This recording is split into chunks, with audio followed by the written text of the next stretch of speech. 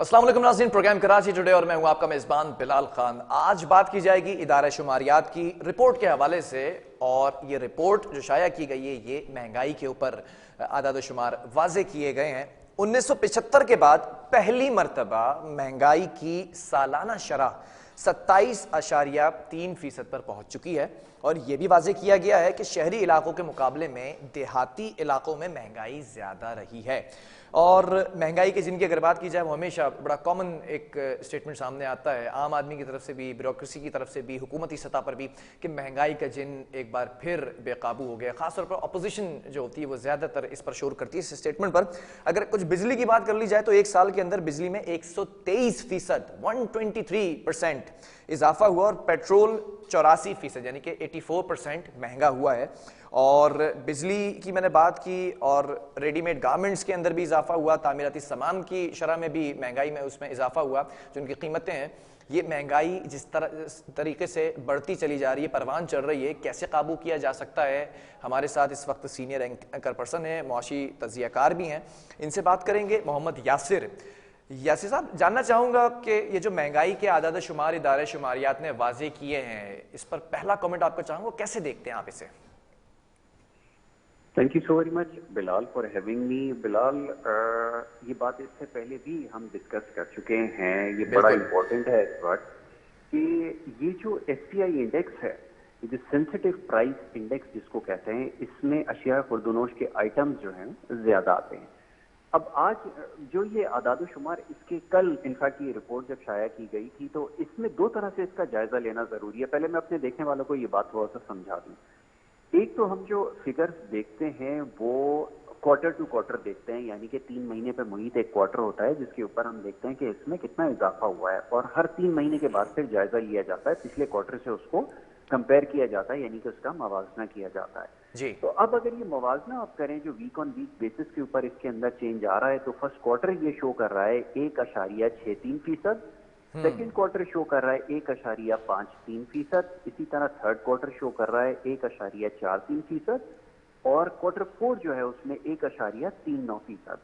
अब आप आइए कि ये जो हुकूमत है इसने जब से इक़्तिदार संभाला है, और इसको अभी क्योंकि पूरा 1 साल मुकम्मल नहीं हुआ है, और ये 3-4 माह की जब हम कारकर्दगी का जायजा लेते हैं, खासतौर पे जब हम इन्फ्लेशन की बात करते हैं, तो आपको पहले ये देखना होगा कि ये सिलसिला जो शुरू है ये कहाँ से हुआ। ये सारा सिलसिला पिछली हुकूमत के दौर से शुरू हुआ जी। और ये वो IMF डील जिसका आज इमरान खान साहब ने तस्करा किया, मैं बड़ा हैरान हूं कि वो जलसों में खड़े होकर जिस किस्म की बातें करते हैं और लोगों को जब एड्रेस करते हैं तो बिल्कुल गलत और बिल्कुल फेक आदाद शुमार जो है वो पेश किए जाते हैं, खासतौर पे SCI के हवाले से। सबसे पहले तो उसको समझाना जरूरी है, पाकिस्तान में लोग शायद इस चीज से इतना वाकिफ नहीं है।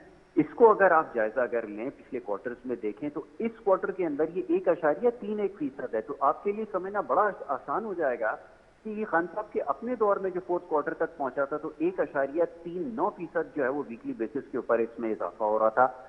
और अगर आप ईयरली अगर इसको देखें तो ये क्वार्टर फर्स्ट जो था ईयर ऑन ईयर बेसिस के ऊपर आप देखें तो ये 38.73% से ग्रो कर रहा था। फिर ये सेकंड क्वार्टर में इसी तरह ग्रेजुअली 44.55% और थर्ड क्वार्टर में 42.93%। तो इसको अगर कंबाइन हम करके देखेंगे तो ये ईयर ऑन ईयर बेसिस के ऊपर 45.50% तक जा पहुंचा है जी। अब समझने की बात यह है कि ये जो सिलसिला महंगाई का जो सिलसिला जारी है ये पिछले दौरे हुकूमत से ही जारी है। आपने देखा कि इंटरनेशनल मार्केट के अंदर जब प्राइसेस के अंदर इजाफा हुआ ऑयल की तो उसका इंपैक्ट यहाँ पे पास ऑन किया गया और कोई ऐसा रिलीफ नहीं दिया गया। एक आउट ऑफ द वे जाकर मूव बनाई गई जिसमें 10 रुपए की कमी की गई, लेकिन वो हमारे ऊपर एक बहुत बड़ी लायबिलिटी बनकर सामने आई। इसके अलावा और बहुत सारी ऐसी डील थी जिसके अंदर हमने जो है वो सही वक्त पर फैसले नहीं लिए, जिसका हमें नुकसान उठाना पड़ा। महंगाई की बात करें, अब ये बड़ी तवील फहरिस्त मेरे सामने बिलाल इस वक्त है, इसमें बहुत सारे आइटम ऐसे हैं जो अशिया खुर्दनोश के हैं, लेकिन इसमें घी और तेल की जो कीमतें हैं उसमें स्लाइड कमी जो वो नजर आई। इसके अलावा जो बाकी मांदा आइटम हैं उसके अंदर हमें जो स्लाइड इंक्रीज नजर आ रहा है। लेकिन मैं एक दफा फिर कहूंगा कि अगर इसको सियासी बुनियाद के ऊपर अगर देखेंगे तो फिर आपको पिछली हुकूमत से उसको कंपेयर करना होगा। लेकिन ये बात दुरुस्त है कि इस वक्त जो ओवरऑल महंगाई की शरह है उसमें इजाफा हुआ है और ये अपने ऑल टाइम हाई के ऊपर इस वक्त मौजूद है। जी मोहम्मद यासिर, आप बिजनेस पॉइंट ऑफ व्यू से अगर बात की जाए तो बड़ा वसी तजर्बा रखते हैं और इस पर तज्जिया भी बेहतर अंदाज में कर सकते हैं। अगर सियासी तौर पर बात की जा रही है तो ज़रा जैसा आपने कहा कि खान साहब जो अपनी गुफ्तगू के अंदर शामिल करते हैं फैक्ट्स एंड फिगर्स को, वो बड़े जो है वो गलत होते हैं। अच्छा, माजी के अंदर भी पिछली हुकूमत की अगर बात की जाए तो वो ये चिल्लाती रही, कहती रही कि इंटरनेशनल सतह पर भी महंगाई हो रही है, जिसकी वजह से यहाँ पर इफेक्ट हो रहा है, इम्पैक्ट भी यहाँ पर देखा जा रहा है। जब ये हुकूमत आई, इस हुकूमत का भी नैरेटिव ये था कि इंटरनेशनल सतह पर भी महंगाई हुई है, जिसकी वजह से यहाँ पर असरअंदाज हो रही है ये गवर्नमेंट भी और ये इकोनॉमी भी। इस पर क्या समझते हैं, क्या कहना चाहेंगे इस पर? देखिए बिलाल, ये बात दुरुस्त है, ये बात पूरी तरह गलत नहीं है कि जो आलमी मंडी है उसमें तमाम अशिया खुर्दोनोश की कीमतें, कमोडिटीज की कीमतों में इजाफा हुआ। और सबसे बड़ी जो कमोडिटी हम इस्तेमाल करते हैं ऑयल की शक्ल में, उसके अंदर इजाफा बराह रास्त हमारी इकोनॉमी के ऊपर एक बहुत बड़ा बर्डन उसकी वजह से आ जाता है। अच्छा, अब ये मसला हमेशा से ये रहा है कि जब आलमी मार्केट को बुनियाद बना के कीमतों में इजाफा किया जाता है तो जब कमी उसमें होती है तो हम पास ऑन क्यों नहीं कर पाते? क्योंकि जब हम वो पास ऑन एक आम आदमी तक उसका फायदा नहीं पहुंचाते तो नतीजा ये निकलता है कि जो बढ़ी हुई कीमतें हैं वो वापस अपनी जगह नहीं आती। किसी भी आइटम में आप देखें कि प्राइसेस रेशनलाइज नहीं होती, ये बहुत बड़ा प्रॉब्लम है। इसके लिए फिर हम इससे पहले भी जैसे डिस्कस कर चुके हैं कि एक मैकेनिज्म होता है प्राइस कंट्रोल का, खासतौर पे कमोडिटीज के अंदर चेक एंड बैलेंस रखा जाता है। लेकिन हमारी तमाम तर जो सियासत होती है वो इन्हीं तमाम चीजों को लेकर होती है, जिसकी वजह से हम देखते हैं कि तमाम चीजें हमारे कंट्रोल से हमेशा बाहर ही रही हैं। इससे जो सबसे बड़ा मसला बिलाल दरपेश है वो है सैलाब से जो नुकसानात हुए हैं उसकी वजह से।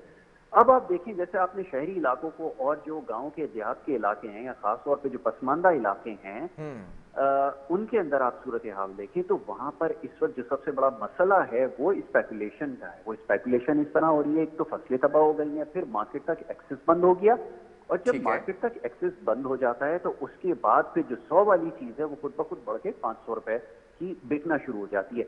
मिसाल के तौर पे आपके सामने इस वक्त जो सबसे ज्यादा सैलाब से मुतासर इलाके हैं वहां पर आपने देखा कि टेंट की जो है वो कमी है।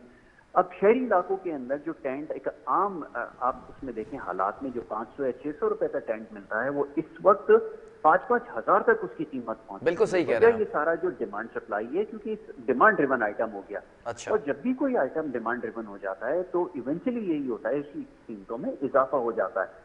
तो इस गवर्नमेंट के लिए जो सबसे बड़ा मसला रहा वो तो ये कि एक तो आईएमएफ की तरफ से जो कंडीशंस लगाई गई। अच्छा, फिर मैं इसको थोड़ा सा और अभी हाईलाइट करना इसलिए जरूरी समझता हूं कि जब बात मईशत की होती है तो सुनने वालों को, देखने वालों को ये बात बताई जाए कि हकीकतन क्या हो रहा है। खान साहब ने अभी कुछ देर पहले तस्करा किया, मैं हैरान था कि वो बहुत सारी चीजें, वैसे तो आपको मालूम ही है उनका कि जिस तरह की वो बातें और बयानात आजकल वो दे रहे हैं, जैसा भी कुछ दिन पहले उन्होंने तस्करा किया कि पाकिस्तान बनते वक्त पाकिस्तान की आबादी शायद 40 करोड़ थी और अब कम होकर जो है वो 20 करोड़ रह गई है।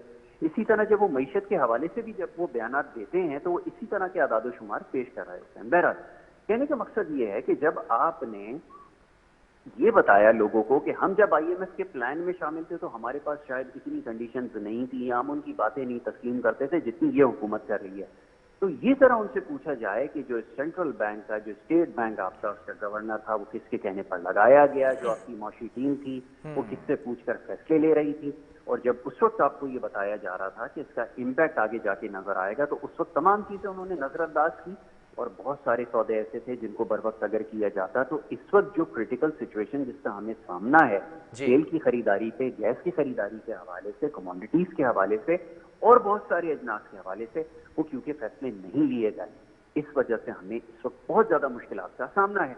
और इस बात का इजहार आपको याद होगा अब से कुछ अर्से पहले जो साबिक हुकूमत थे उसमें बड़ी अहम वजारत उनके पास थी, शेख रशीद साहब जो पाकिस्तान तहरीक इंसाफ के इत्तेहादी थे, उन्होंने इस चीज का बरमला इजहार किया कि पिछली हुकूमत ने दानिस्ता ऐसे काम किए, आप इसको समझिए कि ऐसी माइंस लगाई हैं जो आगे जाके फटनी है, और जिसको अभी आपने देखा है कि उस सूरत हाल का जो हमें सामना है उसकी बड़ी वजह यही है कि जो गलत मौशी फैसले लिए गए उसकी वजह से इस वक्त जो हुकूमत है उसको बहुत ज्यादा चैलेंजेस का सामना है। अब हुकूमत की जिम्मेदारी ये है कि ये जो crisis every now and then आ रहे हैं और क्राइसिस आफ्टर क्राइसिस आ रहा है, इसको कैसे कंट्रोल करें।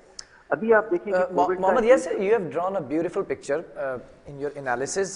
अब जो सैलाबी सूरत हाल है उसको ज़रा मद्देनज़र रखकर कमेंट कीजिएगा कि जैसे आपने भी अपनी गुफ्तगू के अंदर कहा कि अगर कोई चीज़ 2,000 रुपये की मिल रही थी, टेंट का भी आपने मिसाल दी, वो अब 5 से 6,000 रुपये की मिल रही है, चेक एंड बैलेंस नहीं है। प्राइस कंट्रोल के ऊपर बात की जाए तो हुकूमत बिल्कुल गायब नज़र आती है। हुकूमत इस वक्त इमदादी कार्रवाइयों में ज़्यादा मसरूफ़ अमल है बनस्बत इसके कि वो प्राइस कंट्रोल को भी साथ साथ मॉनिटर करते।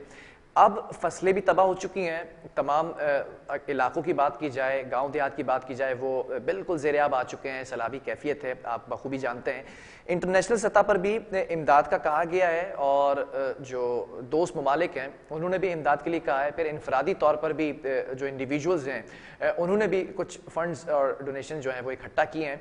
इन तमाम चीज़ों को अगर कंजप्शन अगर देखी जाए और फिर कंज्यूम किया जाए सैलाबी इलाकों के अंदर, तो क्या महंगाई को कंट्रोल किया जा सकता है या फिर इसके जो कॉन्सिक्वेंसेज होंगे वो महंगाई पर भी असरअंदाज होंगे?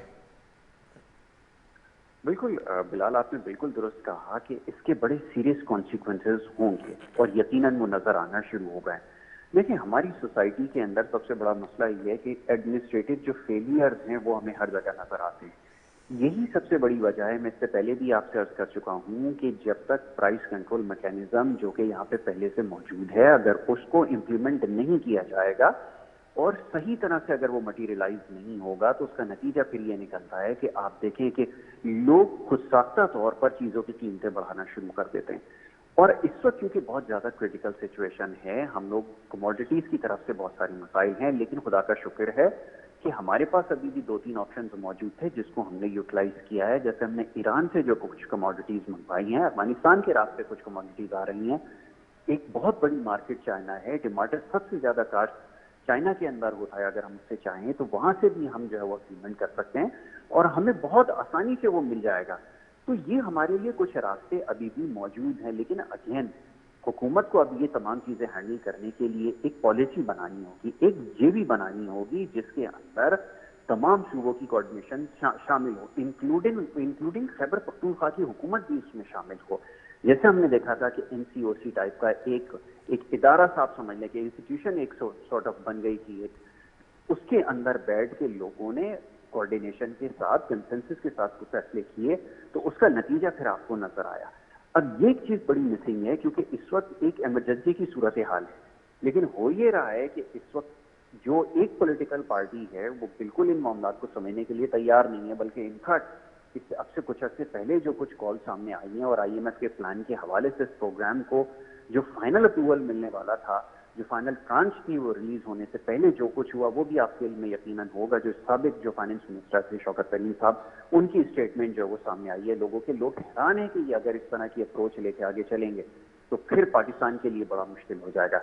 लेकिन ये जो हुकूमत इस वक्त अभी मौजूद है, इसकी तमाम तर तरजीहात में ये चीज शामिल है कि तमाम चीजों को कंट्रोल किया जाए।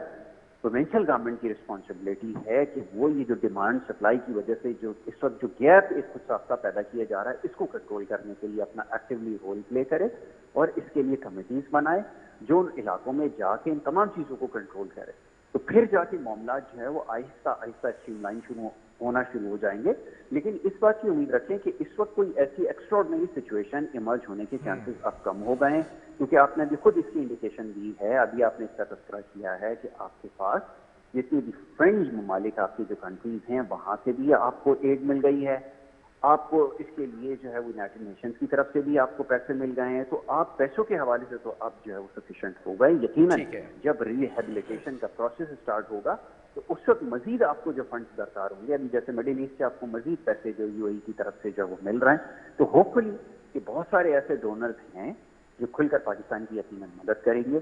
और ये अगर सिलसिला जब रिहेबिलिटेशन की तरफ जाएगा तभी बहुत सारी चीज़ों का इल्म हमें बेहतर तौर पर हो सकेगा। जी ठीक है, बहुत शुक्रिया Mohammad Yasir, senior anchor person हमारे साथ मौजूद थे और मुआशी तौर पर तजिया किया जा रहा था। महंगाई जिस तरह से शरह में उसकी इजाफा होता चला जा रहा है, इदारे शुमारियात ने भी इस बात को वाज़ेह किया है कि महंगाई 1975 के बाद जो इजाफा हुआ है वो सबसे ज़्यादा देखा जा रहा है, 27.3% इजाफा देखा गया है। और अब हुकूमती सतह पर इसको कैसे काउंटर किया जाता है, कैसे इस शरह को कम किया जाता है और सैलाबी सूरत हाल इस कैफियत से निमटते हुए तमाम कंट्रोल जो प्राइस कंट्रोल मैनेजमेंट अथॉरिटीज़ हैं वो किस तरह से काम करती हैं, इन तमाम चीज़ों को कैसे जो मसाइल इनको रिजॉल्व किया जाता है, ये बड़ा हुकूमती सतह पर एक बड़ा चैलेंज है। अब देखना ये है कि इस चैलेंज को कैसे इसका सामना किया जाता है। वक्फा लेंगे, इसके बाद कुछ और स्टोरीज़ भी हैं वो भी आप तक आपके सामने रखेंगे।